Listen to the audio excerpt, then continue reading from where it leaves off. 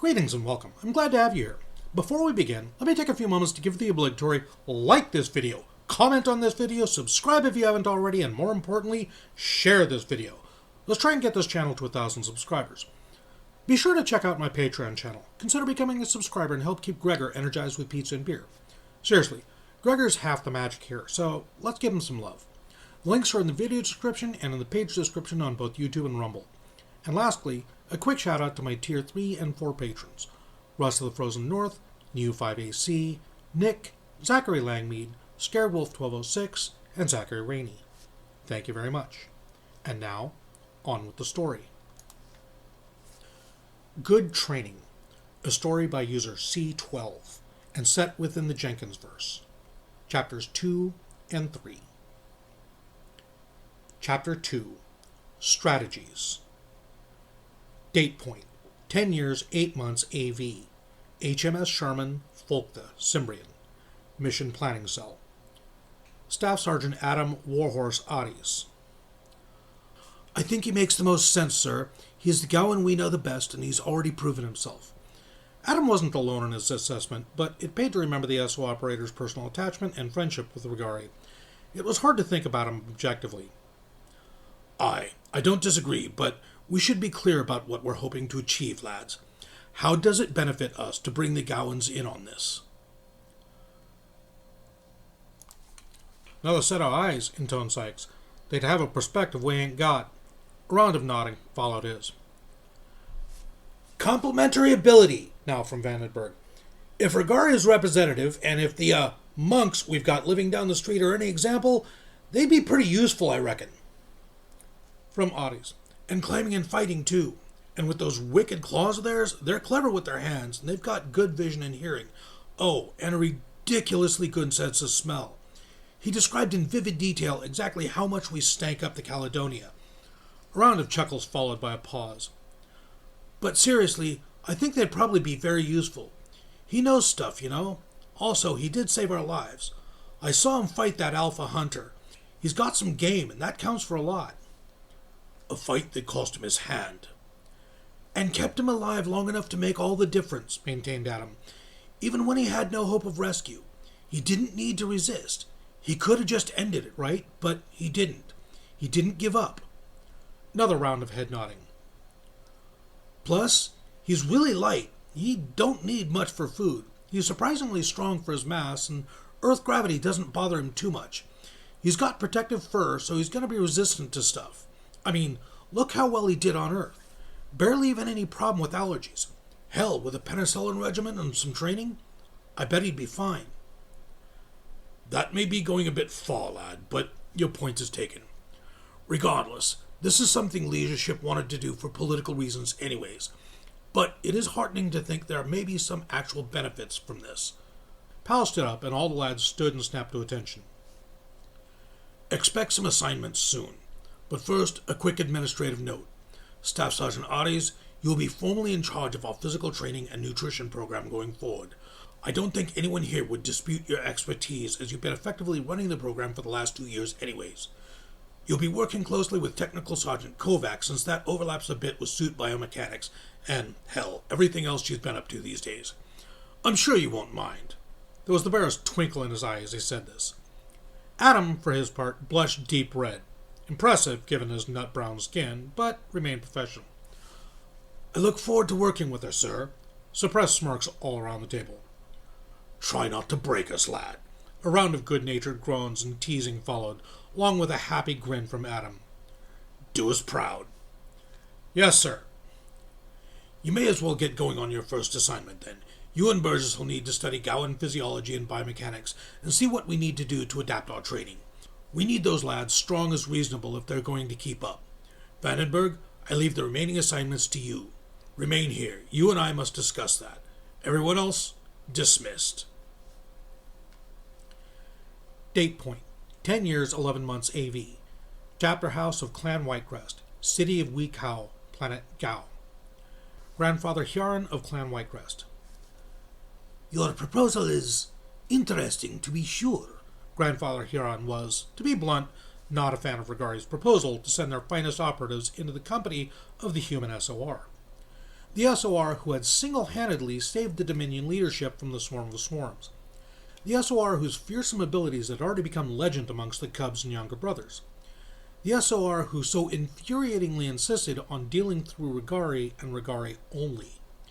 While Hyaron held no personal animosity to Regarii, he respected him and his abilities, in fact, trouble seemed to follow him no matter what he did or where he went. A human, he suspected, might suffer a headache at this situation. Another human turn of phrase sneaking its way into Gowan culture. It is not merely my proposal, grandfather. Stainless makes several excellent points, not the least of which is the mutual benefits we would enjoy. We would learn human tactics and techniques, things we could imprint on our newest cubs undergoing the rites. The humans would in turn gain perspective they sorely lack, and both of us would learn much about serious potential threats, he shrugged. It's been made clear there would likely be some intelligence sharing as well. That alone makes it worth our time. Not every Gowan is as highly enamored of these humans as you, Regarii. We would be risking much. All the males in the room perfectly understood the unspoken subtext. Not least amongst the many things at risk would be reproductive future of the Whitecrest clan and their abilities. Mother Supreme Yolna was precariously positioned in her new office as she reconciled with the opposition mothers and sisters, and as a result, Clan Whitecrest lacked the influence it had once enjoyed. Her approval or disapproval could make or break many things in the sensitive intricacies of Gowan politics. We risk much no matter what we do, grandfather.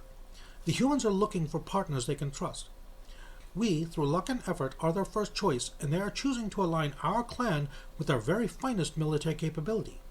That is a great honor all in itself. Should we so casually disregard that? The fathers present ducked their heads in agreement almost imperceptibly. Grandfather noticed. Body language amongst the Gao was subtle compared to humans, but to anyone experienced in Gowan politics, the father's general mood was easy to see. Grandfather Hyaron noted the slight shifts in the room as the factions began aligning before he had even finished speaking. Regarii, for his part, plainly radiated unease. Hardly surprising, for subtle interpersonal deception wasn't really his strong suit. Best to relieve him of his suffering. You do, of course, make an excellent point. Leave us, Regarii, and take rest in the adjoining chambers while we debate. You have done great service to us. Do not forget that. Regarii took his leave, clearly grateful not to be involved. Chapter 3. Instinct. Date point, 11 years, 1 month AV. Mooney's Bar, Folktha, Cimbrean. Staff Sergeant Adam Warhorse Adis. So, Blazensky gets it in his head what he really wants is a tattoo of a mustache on his dick, right? I mean, he was pretty fucking drunk, and it was like 3 in the morning, and I was pretty fucking drunk too, so we're bouncing around Berlin looking for a tattoo parlor that's open. Don't even fucking ask me how I thought we'd find one, and... Ha! Sounds like a good night so far, but... Said he wanted to give 2 mustache rides at once. It wasn't clear who was more entertaining to watch. Righteous, spinning his tall tail, the expressions crossing Horse's face as he listened, or the men watching them both. It was the last free weekend before the new SOR inductees arrived, shortly before the Whitecrest brothers did as well. It would be an extremely busy year ahead, all things considered. So one last celebration was in order before the team grew for the first of many times. Bro, I mean, you talked him out of it, so... But Jesus, right on your dick? That... He shuddered at the thought. Could be worse, Firth said with a smile. We could do the fucking Sistine Chapel on yours. Adam raised an eyebrow and snorted in mock indignation. Bro, you're hardly one to talk. You just as big as me. I mean, he grinned suddenly. It always amazes me how the other 2 swinging dick dudes on this team are the most obsessed. Don't drag me into this, Hoss, John chuckled into his beer. Adam giggled in reply. Hey, you're the reason I got my call sign in the first place. What's the fucking deal, man? You're about the same as I am. Huh, chuckled John ruefully. Man, I'm a fucking pants monster, and I'm a full goddamn inch shorter, bro. Don't even pretend like I'm in the same league as you. Dude, Adam sighed ruefully. It isn't that big. Yeah, it is, Firth grinned a smug grin. You and I are the only real men on the team. Fucking man up to it, bro. His playful smirk was met with a quiet sort of annoyed humor from Murray, and jeers and eye-rolling insults from everyone else. Any bigger and you and I wouldn't ever get laid, man, but I'm also like damn near a foot taller than you. I don't parade around every morning poking everyone's eye out. That kind of dick on a short stack like you should be a licensed fucking weapon. Everyone at the table burst out laughing while Adam grumbled in faux indignation. Wait, hold up, drawled Sykes. How do y'all know who is bigger? I ain't exactly seen an up-close comparison. Raised eyebrows around the table. Both the protectors shrugged in unison. We were bored one night and drunk. Oh, and Firth was kind of loopy because he was heaving his guts up all night and was probably low on blood sugar. Bad sushi, he frowned a bit in the memory. The men chuckled into their beer, not overly surprised. Time served in a military, after all, was so full of indignities, both minor and extreme, that either one lost all sense of propriety with his battle buddies, or one could never cope with the stress. Okay, fine, so... Sykes couldn't hide his grin. Making Adam gently squirm was practically a team hobby. He sighed. Close enough between me and Firth it don't really matter, he said, and took another pull of his beer. But if you gotta have a winner, it's me. He couldn't hide the sheepish pride in his voice. Slightly thicker. Maybe. Firth wasn't one to go down without qualification. I still say I'd win with a few hours of warm-up. Nothing like a woman to inspire. A good eyebrow waggle completed the image. Maybe, Adam retorted with a smirk, but I'm still the biggest until you can prove it. I bet my nuts are bigger. I'm not going there, laughed Adam. Fuck, you don't let anything go, do you? Firth stoically nodded his agreement, then smirked a lecherous grin.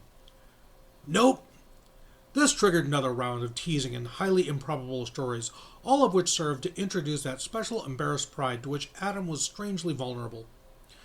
The men jeered along raucously and attracted the rolling eyes and smiles of the pub regulars. Their antics were well understood by this point. Yep, biggest and strongest on the team in every way that matters, Adam grumbled good-naturedly. Now, as for the tall fucks like you, he gestured towards the rest of the team. My perfectly sensible height gives me much better leverage, and that makes me even stronger. Deal with it. Still need a stool to reach the top shelf in the cupboards, though. Heh. It was part of the ritual that each must be teased for their essential quality. Audis for his enormous size and strength, coupled with his relatively short stature, Firth for his mostly stoic reserve, Blazinski for his wild, lampshade-on-head attitude towards life, Vandenberg for his resolute engineer's worldview, and so forth. A thought seemed to hit Audis as he took a drink. Wait, dude, why not you? Your back's actually wider than mine. You should have the Sistine Chapel. Think of how much detail they could put in it. Firth chuckled. Nah, my body is a temple and all that. He took a pull of his beer and considered the idea.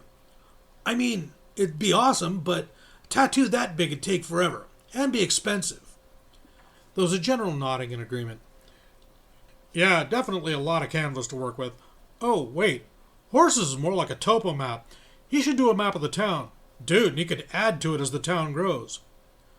Akiyama snorted. Pull double duty for tourists.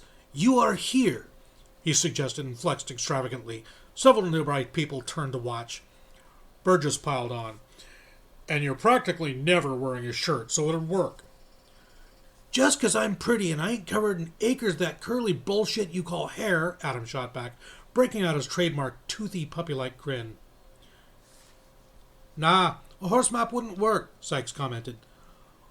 We'd have to re-landscape the town to match them muscles. Take years.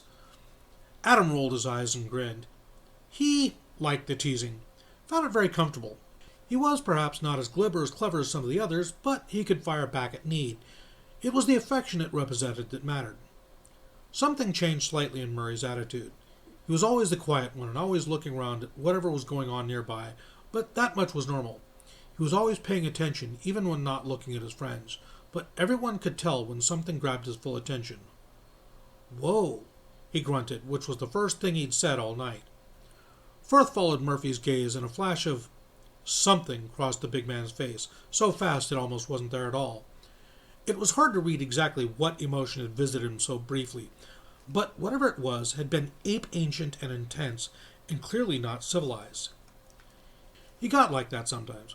Every so often, when he was relaxed and happy and his control maybe needed a split second to catch up, one saw glimpses of something much older and darker beneath Firth's generally phlegmatic exterior. He was a very primal man. They all were, of course. One could not do a job like theirs without some familiarity with the primitive, animal side of oneself. Firth, though, he was definitely more in touch with his own aggressive nature, and it showed just a bit more. Adam wasn't particularly bothered by that. He could see the emotion, understand it viscerally, but the nature or origin of it wasn't something he pondered.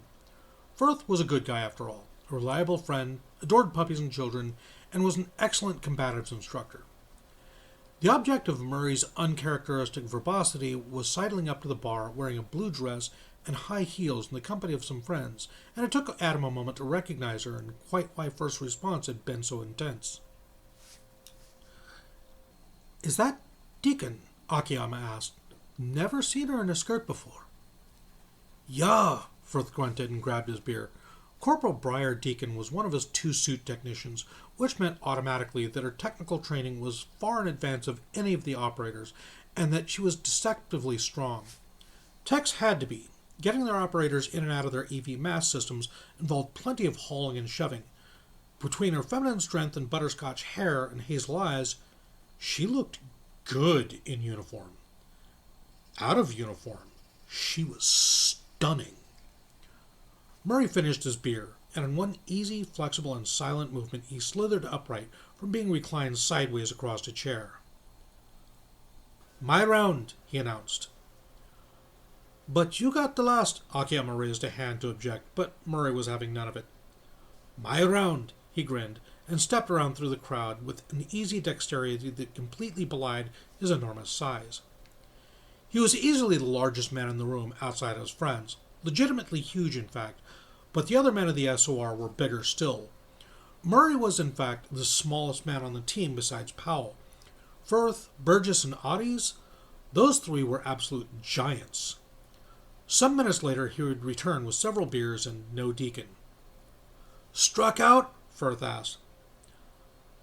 She has to be all bloody sensible and doesn't mix business and pleasure," Murray grumbled good-naturedly. "She said that?"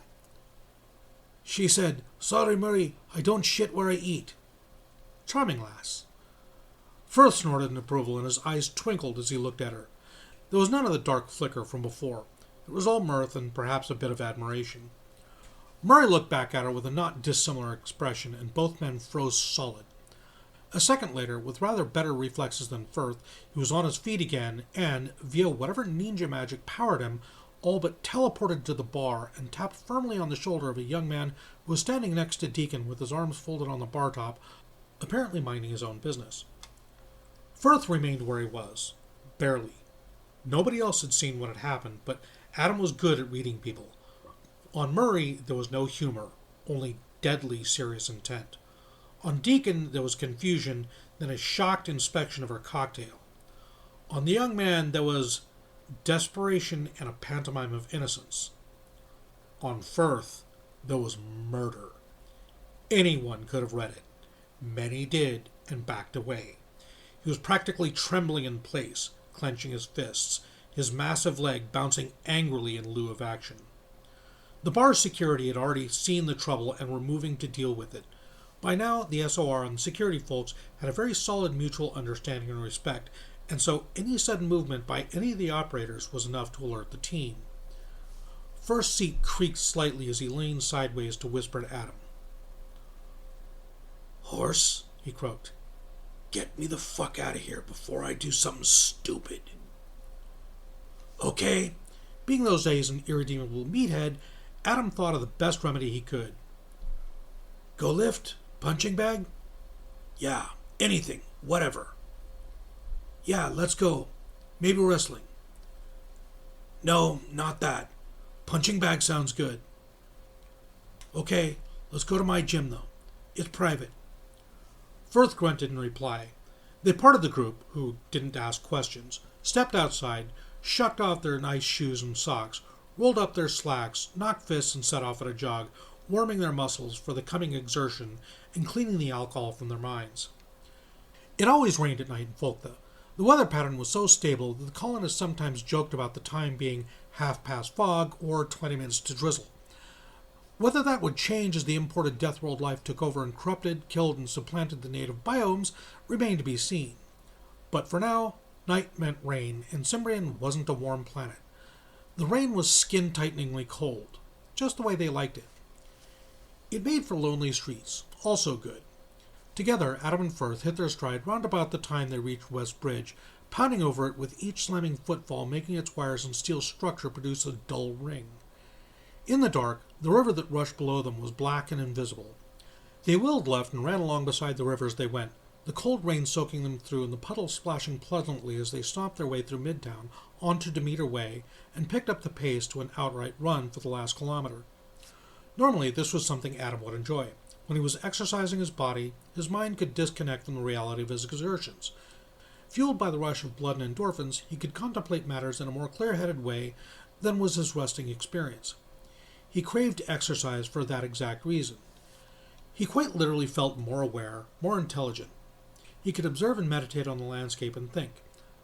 Light exercise didn't seem to have much effect on Firth's mood. This was different. It wasn't like his normal stoic calm, and with an amused smirk and a friendly yet mildly intimidating sense of his own superiority. Nor was it like his occasional outbursts of exuberant joy at cute internet videos, or perhaps an impressive athletic achievement by himself, or anyone else for that matter. Nor was it the quiet, intense happiness he radiated when something warmed him, like watching children playing in the park. Recently, a couple of Gowan cubs joined the human children under the watchful eyes of parents and caretakers. And it definitely wasn't the dark primal feelings that very occasionally flashed across his face like Adam had seen tonight. No, Christian Firth was brooding, and he was quiet. This was the silence of bubbling rage. They arrived at the building Adam co-owned with Akiyama on Demeter Way, then thumped upstairs to change and mix a quick pre-workout drink. Without needing a word, they shucked off their nice soaked clothing, threw that into the washing machine, changed into their usual almost not their gym attire, Adam loaned Christian a pair from the ever-reliable Ranger shorts, and back down the stairs they went, both slamming down the pre-workout as they went. This was a special formulation of Adams and SOR Medical's design. It was a heavy stimulant, amongst other things, dosed for hyper-fit and strong men, pushing many hundreds of pounds of dense conditioned muscle. A normal person consuming it would almost certainly experience distress. For Adam and Christian, it just got the blood moving a bit more. They went straight down the stairs, ignored the ground floor, and grabbed a gallon of the electrolyte water from the stand next to the basement doorway. The gym wasn't open to the public yet, as the process of starting a business, hiring staff, and installing equipment was slow and needed to be done with care. However, the basement was complete, and that was designed for only the most hardcore lifters. Titan may have owned it on paper, and eventually it would be open, invitation only, to the public, but it belonged to Horse and Base, and now Righteous. Firth didn't even bother with a proper warm-up. He simply walked up to the specially designed punching bag and started beating on it like he was generally trying to murder the poor thing. It was a very heavy bag, as heavy as Audie's, and it was hard, so hard that a man could break their fists punching it. Nonetheless, Firth had it swinging violently in mere seconds, and the ceiling support groaned under the strain of restraint. Adam approached, alarmed. "Hey, wait, don't smash up my shit. Let me hold the damn thing." Christian paused and glared a death stare almost right through Adam's head. "Yeah, okay." Adam had a sudden insight and realized this workout didn't call for a Zen-like approach. This would be a special session, past even the eerie calm of the Protector's working sets and well beyond what the other team members could and would put themselves through. For tonight, Adam unlocked his hate. Adam could still remember a time when he hadn't known the real fundamentals of exercise, including the critical distinction between strength and performance. The latter wasn't so much one category as a library of forms, all geared to a specific type of action, activity, or performance, but beneath and fundamental to any athletic performance lay strength. As the foundation on which all aspects of the body depended, no amount of flexibility, technique, or precision would help if the athlete was not strong or enduring enough in the first place. Strength contributed greatly to general health, to mental awareness, and perhaps counterintuitively to all aspects of kinesthetic control. All serious athletic training involved getting strong, and to get strong, the single most effective exercise was to lift, and lift hard. But lifting was challenging. Some movements, like the deadlift, engaged virtually every muscle of the body, and lift that, at high weights, required enormous strength, immense body control, flawless technique, and an absolute will to succeed. The measure of success was brutally simple. Did the athlete lift the bar and reach a fully upright posture? If not, they had failed. No gray areas, no degrees, just a man, a goal, and a heavy object that would brook nothing but perfection. Adam, John, Christian, all of the SOR had those aforementioned qualities in spades, but there was a definite spread amongst the men on where their emphasis lay. The aggressors trained for strength, of course.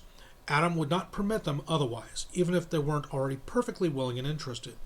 But most of their time was spent in performance training, because their functions on the team required them to move and twist through the environment in ways that would awe any kung fu stuntmen, dabblers in parkour, or the actual combat athletes of modern militaries. The aggressors were trained to the point that, to them, the world was a massive, effortless jungle gym. Even while burdened by well over 100 pounds of EV mass suit and at least another 100 or so in ammo and weapons. Defenders were much more interested in their strength training. Their jobs required them to remain mobile and bouncing around under heavier armor and heavier loads, and they also needed a functional endurance that was different from the aggressors. Where the latter needed lasting speed, the former required endless power. As the defenders didn't need quite the acrobatic ability and none of the speed of the aggressors, their extra time was spent in the gym with the protectors. As a result, every defender was substantially stronger than any of the aggressors, except Firth. He was like Burgess and Otis. He took strength to another level. And of course, the protectors, more than anyone else, needed absolute insane strength and endurance. Nobody else had such heavy, tightly crushing versions of EV mass. Nobody else wore thick and dense ceramic plating on top of that to compensate for their need to sit still while treating patients. Nobody else had such an irreducibly heavy and bulky pile of mission gear, much of which they must have on their person at all times. Nobody else needed to maneuver through the battle space with aggressor-like speed as if all that mass wasn't there to carry and climb and hump it all over long distances, and sometimes with their fallen comrades and their gear as well through a three-dimensional rescue environment. The protectors were supreme. Their needs went so far beyond the defenders that it proved nearly impossible to recruit individuals with the required genetics, aptitude, ability, and levels of personality to reach such superhuman levels of ability. In retrospect, the SOR had seriously lucked out with Adam and John. They had the right stuff for the job like, so far, only one other candidate had. The right stuff was many things, but ultimately it came down to willpower, which was the true difference between the protectors, defenders, and aggressors. The aggressors treated the weights like any serious athlete. It was something they did to grow stronger and enable their stunning performance. The defenders, they were substantially more interested in raw power, so their attitude was much like that of a dedicated gym rat. Where the aggressors would grunt and growl and swear to get through their sets, defenders would yell, taunt, rage, and snarl, anything at all to get their adrenaline and endorphins flowing and their blood pumping. The protectors, they'd been doing that since they'd turned 17 and began their radical crudity regimens. Endless pain and training was something they'd known their entire adult lives. To them, it went beyond simple experience. They learned how to detach from the suffering, to treat it as an abstract thought. It was almost a meditation, in fact. So rather than yell and curse and jump about, they simply went about their business, quietly and with little expression. Their only noises were those their bodies demanded. It was an eerie and disconcerting thing to watch. While the others understood it, they all came from serious special operations disciplines after all. None were as motivated by duty, job, function, and a sense of self-worth as the protectors to be strong. All the others shied away when Adam and John entered their meditative lifting trance, where they wordlessly exercised until muscle was visibly bruised. Everyone was uncomfortable about it. Everyone except for Firth. He alone shared their dedication. What exactly drove him, Otis did not know, only that some months before Capital Station, Firth approached them and asked to be shown how he could grow strong like the protectors. Adam and John stumbled through their explanation. They'd never really discussed what they do, only intuited it, and before long, Firth too had discovered the secret of it. His weight sessions were so shorter than the Protector's, but he executed them with the same terrifying efficiency. And, combined with his newfound appetite, his strength and mass shot through the roof. He was always a big man, at least a few inches taller than anyone else on the team of enormous men, and so naturally tall and broad that his head and shoulders brushed door frames. Even before his very first dose of Crew D, he was, in fact, so naturally large and powerful that when the team first came together, he was both bigger and stronger than either of the Protectors. Their strength shot past him in pretty quick order, of course, as the team roles crystallized and everyone's training emphasized different things. Falling behind clearly didn't sit well with Firth. Until Capital Station, he could still claim that he was the biggest and easily the fastest man on the team, and anywhere else for that matter, even if his strength had been quickly surpassed.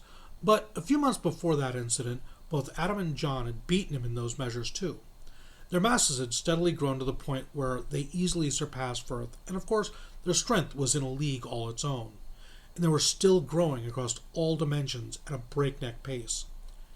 Adam had always thought that may have bothered Christian on a deep level, and the recent months served as confirmation. He was the single most competitive man anyone on the team had ever met, and so, in the soundproof basement of Adam's building, Firth unleashed his rage against the bag. Adam held the bag steadily and responded with his hate. He didn't know the source of it, not really. What he did know is that, beyond Zen, past pain, meditation, and calm, there was a nuclear, white-hot ball of absolute motivation within him. It hurt, and it didn't quite understand it, but he knew that if he looked at it, hated the universe, and thought of nothing but his desire to spite the source of the hate, he could do things not even Burgess could match. And Firth, then and there, was in the same headspace. The first sign of weakness either of them gave came a few minutes into the onslaught. Firth hit the bag with a wild, powerful haymaker, one so violent that Adam actually had to take a step back and replant his enormous feet on the mat. Christian, seeing this, gunned a savage grin and upped his effort until Adam had to grit his teeth and hold on tight. He didn't get a chance to settle himself properly again. He could only put his shoulder to it and fight back, almost as if Firth was unloading into his ribs rather than a bag. It became a proxy battle between them, Audis withstanding the assault through cold, hard hatred, and Firth pressing the attack through a roaring bout of kicking, punching, and boundless animal rage. It could not last. Firth wobbled, but before he fell, he attacked one more time with such savagery that the bag finally ripped open, spilling sand, sawdust, and buckshot everywhere. He yelled in triumph and then collapsed onto the floor. Adam, with no strength left and no bag to support himself against, fell as well. Firth still had some aggressive energy in him, and so he weakly tackled Adam and wrestled him into a pin. But that was not in anger. It was affectionate, born of a desperate need to connect, perhaps to apologize. Adam couldn't say. In fact, he was too tired and punch-drunk to resist anyways. Firth pinned and hugged, and they rested. There was a long moment full of nothing but two exhausted men trying to recover their breath. Then Firth propped himself up on wobbly arms and took a good look at Adam, checking he was all right. Adam recovered some of his wind first. "Are you okay?" "Yeah, thanks," Firth panted a bit more. "You?" "Uh-huh. That help?" Adam tried unsuccessfully to roll out of Firth's hug pin. Firth chuckled and flopped off, too spent to continue. "Oh, God, yes. Thanks. You're the best, bro." He barely managed to grunt it out between desperate draws of air. "Are you good?" Adam also caught his breath, still a bit too stunned to process what happened. "Yeah," Firth nodded, then allowed himself to fall over backwards and put an arm on his forehead to ward off the light as he lay on the cool mat. "No, I don't know. Yeah, I'm good now. Feel me?" Adam, well conditioned to exertion at this level, caught his wind a bit quicker and more completely. "Something's eating you, man. I've never seen you like that before." He paused, unsure how to proceed. "I don't much like letting that guy out." Adam listened, for his own reasons beyond helping a friend. He had a knack of pulling more out of people with silence, much like his father did. Firth sighed and sat up, taking a moment to wedge himself into a cross-legged seat and winced in exertion. "Like, The fucking Viking, or caveman, or whatever the fuck he is. Christian leaned forward, resting his elbows on his knees. I gotta beat that motherfucker down. Every fucking day. Sometimes it's so bad I gotta... Like right now. He's the bit of me that fucking loves hurting people and... Christ. Adam sensed he needed to be brave. That look I saw earlier tonight. You do that with everyone? Yeah, everyone. Even people I would never ever hurt. Usually it's just in my head, but sometimes it shows through. He looked down, grabbed at his big feet and sighed. And I fucking hate it, man. I hate it because, I don't know, part of me really likes that feeling. So, that thing with Deacon tonight, and the creep? Ugh, that piece of shit. Firth's fist clenched, and he glared at it and relaxed his hand again. You want to know the disgusting fucking truth, man? I get scum like him, 'cause I got some pretty wild and sick thoughts running in my head. Fuck. Yeah, the psychologists tell me I'm a well-balanced extreme warrior personality or something. I don't buy it. Normal people don't constantly fantasize about slowly tearing the limbs off their enemies or overpowering people or... His face screwed up in a pained expression. Adam sat silent for a while. But you don't do what he did, and you're the best dude with kids I've ever seen. Firth snorted contemptuously. Bro, do you have any idea how much that fucks with me? Like, ever think why I didn't keep a steady girl before Freya? When I did, had an actual relationship, I mean, not just getting laid, right? Lauren was her name. Didn't go well at all. Had to end it before, like, part of me would just want to snuggle her all day long, and another part wanted to... He couldn't voice it. A flash of deep, unabiding sorrow crossed his face, along with a swallow. Adam watched Christian's big Adam's apple bob, and his eyes blink away tears furiously. Firth was in pain, just thinking of Lauren. Adam tried a different tactic. Okay, but you've not had him with Freya. No, not with her. Why?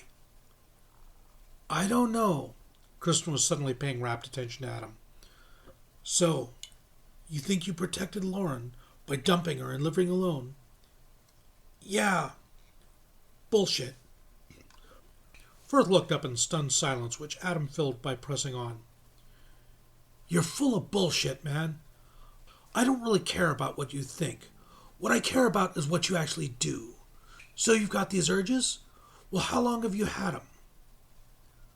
Since, about 12 or so, earlier. Around when I noticed girls were awesome, I guess. I mean, I really noticed them, not just puppy love shit. Fine. You ever acted on any of that? No. You ever gonna? Fuck no. No. I rest my case. Dude, it ain't that simple. What if I wind up like that piece of shit at the bar? What if I lose control? I mean, okay, right now it's just like a thought that flicks through my head, you know? But what if one took hold? What if I got obsessed? What if I actually did something? Adam gave him the most deadly serious look he could muster. Then I would stop you, and you've got friends here who would do the same. He stood up and grabbed a couple towels off the rack. This is why you got so mad, though, isn't it? 'Cause you saw that guy being weak. Yes, Firth said with such cold fury, with absolute disgust, that there could be no doubting his sincerity. I could see myself in him. I'm afraid of that. Nah, that's what you hate, bro. That's what... Look at you. You're fucking shaking right now. You did that to my bag. He gestured to its mangled remains. And not even Base could do that. Hell, I couldn't do that. That's genuinely impressive. And why'd you do it? 'Cause you hate the caveman, right? And that right there tells me I'm never gonna have to stop you. You're one of the good guys. Firth paused, and more of a stoic resolve finally cracked. His eyes watered very slightly. Thanks. I really mean that. I'll try and prove you right, I promise.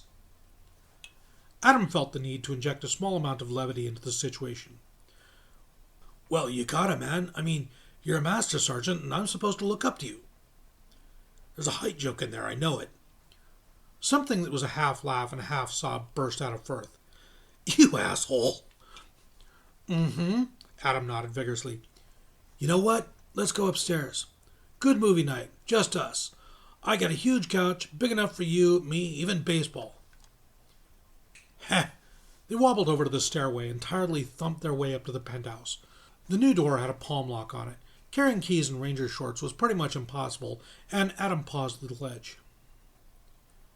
You know what? Here, he entered a code. Stick your palm here. Firth did, and the lock beeped in acceptance. You ever need to come over, you can, okay? No need to ask beforehand. Just, don't barge in if it sounds like I'm having fun, eh? Firth just nodded and they let themselves in. The penthouse was more a bachelor party pad than luxury home, and it showed. And smelled. Despite the best efforts of the cleaners Adam had in twice a week, there was a lingering beer and sex musk that never quite went away. Firth gave a good sniff. Heh, smells like my old apartment. Adam rolled his eyes. Yeah, at least it's clean. Also, what? Dude, were you a caveman before all this? Bro, you know exactly what kind of dude I was. I've always been a big boy. He said it with the same smug, slightly friendly superior smirk that was his trademark, the one that was part joke, part ego. He was back to normal. So, movie? Adam tried to recall what he wanted to see. Oh yeah, Big Hero 6? Ain't never seen numbers 1 through 5. There aren't 1 through 5. Oh, fine, laugh it up, wise ass. Adam rolled his eyes and prepped the required movie snacks, while Christian bounced about the apartment, inspecting everything with a mild grin of approval. The building was constructed well. One could hardly feel Adam or Christian's movements across the floor. They started the movie and snuggled up like they would back in the barracks, with a huge bowl of popcorn, growlers of beer, and a massive pile of homemade beef jerky. The couch wasn't quite as large as the one in the barracks, but, as promised, it was big and extremely comfortable, and easily swallowed them both up into its soft depths. They had neglected to shower, sadly. The cleaners would not be pleased. They watched the opening in silence for a long while, munching their snacks in peace, but it quickly became apparent that Firth wasn't actually watching the movie. He clearly had something on his mind that he was chewing over. Yo, what's your guy like? He asked. His expression was suddenly very earnest and intense. Huh? Adam frowned at him. I've got my caveman guy. Who you've got? I never thought of a dude, Adam said. There's not a different Adam in there. There's just the hate. It was Christian's turn to listen silently and intently, and Adam learned that this trick worked fine on him in return. This is gonna sound so fucking emo. Look, just think of all the shit I went through, you know? Dude, I just confessed to rape fantasies and implied a hell of a lot worse. You can't scare me. Adam didn't reply to that. He paused the movie and stared through the static images on screen for a second, gathering his words. Mom and Dad divorced when I was 10. Custody hearing went Mom's way. Never mind that she was an alcoholic and DFCS involved all the time. At 15, I had to call in a SWAT team because some dude was about to shoot up the roller derby arena I was at on my first date with Ava. Dad comes with, gets shot, permanent nerve damage. He starts recovering. Me and Ava are going steady. We go over to Orlando for vacation. We're getting ice cream at Universal Studios when we heard the big news. He put his beer down. 2 million dead. 2 fucking million. My mom, my aunt, my cousins, all my friends, my school, the whole thing. Firth swallowed uncomfortably, then nudged closer. Shit, dude. I really didn't think about it. Fuck. I'm sorry. He meant it, and dragged Adam across the couch and swallowed him up in a full-body hug, with arms and shoulders and legs around waist, head nuzzled against head, and everything pressed together with an incredible force only Adam could comfortably bear. The extremes of emotion Firth could experience were easily the wildest on the team. That, if anything, was Adam's lesson tonight. Adam, meanwhile, spoke quietly. He just kept talking, going steadily quieter and more monotone, while Firth hugged tighter and tighter. I don't even remember it. Not really. It's like a dream. I was just sitting in the hotel room, watching like everyone knew the world was changed, but mine was gone. Just like that. I don't really remember what we were doing for months until we jumped here to Cimbrean that first time. Fuck. Firth took a big swig of beer and handed Adam some jerky. The hug never loosened. The gesture seemed to bring some life back to Adam's face, and even managed a weak smile. We started putting it back together, you know. You never saw this place in the early days, man, before the real building work got started. It was like a camp or a village or something. We were all in these little portable chalet things, dirt roads, the trees came right up to the river. I made new friends, went to a new school. Made a really good friend. Kinda naive, but... Oh, shit, Firth realized suddenly. It was her. Adam gave a genuinely sad, apologetic look, as if to say, I didn't mean to bring this up. Adam wiped off his face with both hands. You know the fucking rest, man. I can't. Life just keeps shitting on me. Firth kept hugging and unpaused the movie, but neither were watching. That's your motivation, isn't it? It's your... Fuck. Now I understand. I've seen you when you think you're lifting alone, man. It's... Bro, can I make another confession? Adam looked up and waited. You're the only man I've ever met that scares me. Adam's silence this time wasn't an inviting one. It was the thoughtful one he'd used when corralling his words. I have two options, he said at last. I can despair or I can hate. I can look at all the shit that's happened and all the beautiful people it shouldn't have happened to, and I can say no, not on my watch, over my dead body. That right there is the hate, bro. I hate everything for not caring about us. And I kind of hate myself because I know that no matter what I do, I'll never be strong enough to protect everyone. I'm not even strong enough to protect myself. Firth pondered that for a while. He finished his beer, contemplated the empty growler, then arrived at a decision. Bullshit, man. Just like you called on me. You're like, dude, you have a team of dudes who ain't ever gonna let you do this shit alone, you hear? Not ever. And, he built his resolve, I'm not gonna let you do this alone, man. I've seen the shit we're getting into. This is a big fight. I want to murder these fuckers, dude. And I'm special like you, I think. I'm pretty sure I can do what you do, just I don't really know how, not like you. He detangled and stood up and rose to his full impressive height. Make me strong enough to help. Make me strong enough to kill them all. Adam gave him a long, slow appraisal.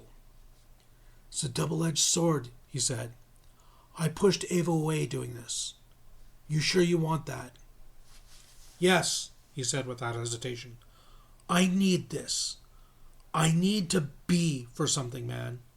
What better thing can there be than to save humanity from extinction? Adam shrugged. Being human, he suggested. Firth smiled ruefully. Heh, well, maybe we can figure that out along the way. Deal? Adam extended his hand. They shook on it, then pulled each other back into another body-slamming hug. Deal. They enjoyed each other's company quietly through the evening, drinking all the beer and doing another workout, that one heavy, long, raw, and brutally intense. They thumped back upstairs without any concerns for anything except each other, plopped directly back into the couch, and binge-watched crappy anime. They ordered more beer and 4 extra-large pieces each and ate it all. Finally, they fell asleep on the couch to awful pay-per-view, blissed out and entangled like zoinked-out puppies, drunk happy, lazy, with full bellies, and at peace. The next morning, Adam awoke to first detangling himself from Adam's sleepy, death-gripped bear hug and worming off the couch. Muzzy-headed, Adam asked, "Bro, where are you going? It's like 4 in the morning." Firth had already pulled off his shorts, thrown them in the washer, and was headed towards the shower. "Yeah, I know. I just like to pray alone." Adam sat up, mildly surprised. "Really?" "Mm-hmm. It clears my head. Helps me, I guess, it's comforting." "I didn't know you were the religious type." He fidgeted uncomfortably. "Always kind of was. Remember our talk? About me at 13? Yeah? I, sort of knew I needed a strong hand from the beginning. There was this priest, Father Jacob. He seemed to get me, and I've always just sort of enjoyed the prayer. It's calming," he grinned. "Mom and Dad always thought I was a good boy until the end of the week. Father Jacob joked it was the devil found me out once again." "That important, huh?" It is to me. It's kind of like, I don't think God's anything like he's written, yeah? It's all just us trying to understand." "Understand what?" "Everything." Adam paused thoughtfully. "I can dig it." Firth made to leave. "I'll be back later to help clean up, and thanks." Adam paused for a moment. "Maybe I should come?" "I'd like that."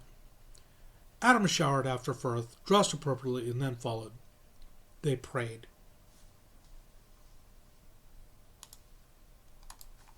Good morning, good afternoon, and good evening. I am the Casual Deathworlder, your host, and this has been Good Training, Chapters 2 and 3.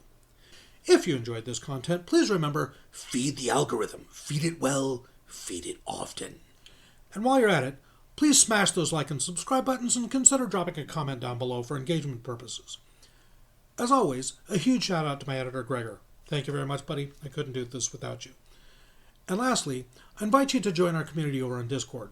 The channel invite link is in the channel description at the top of the page in YouTube and Rumble. Come join our community and join in the fun. Until next time, be safe, be well. I love you all. Oh, Gregor!